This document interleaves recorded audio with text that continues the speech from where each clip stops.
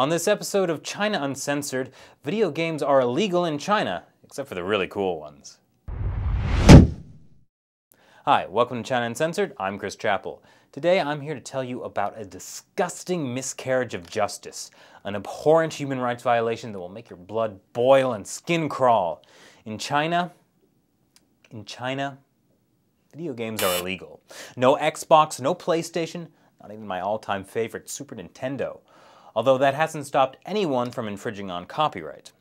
Yes, that's right, video games are banned in China and have been since 2000.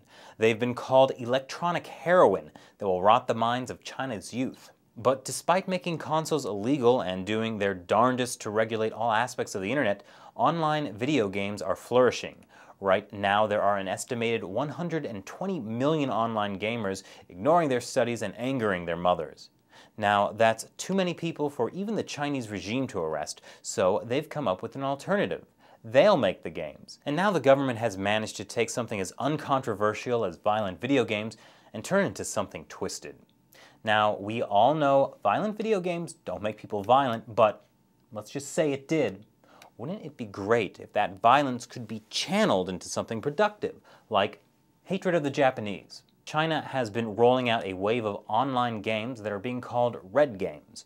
Most take place between 1937 and 45 when China was at war with Japan, but a fair amount are set in modern times.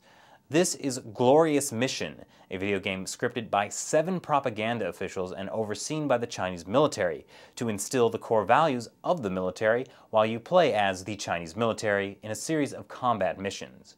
Then there's Safeguarding the Diaoyu Islands. Japan is trying to make some groundless claim that they own the Diaoyu Islands, and so the Chinese military prepares for war. That's not the plot of the game, that's real life, though it is getting harder to tell the difference. China has invested millions of dollars in grants and tax breaks to gaming companies to make propaganda-laced games. Video games as propaganda. You know, there was a time when video games stood for something, were pure and simple. A turtle kidnaps a princess, and an Italian plumber has to save her.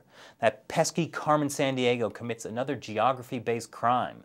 Families with their tales of Oregon trails. And these experiences are being denied to the people of China. This has to stop. I dream of the day when people of all races, nations, and creeds can get on the video game console of their choice, play the games of their choice, to make a world where we can all get together in loving harmony and pretend to kill each other.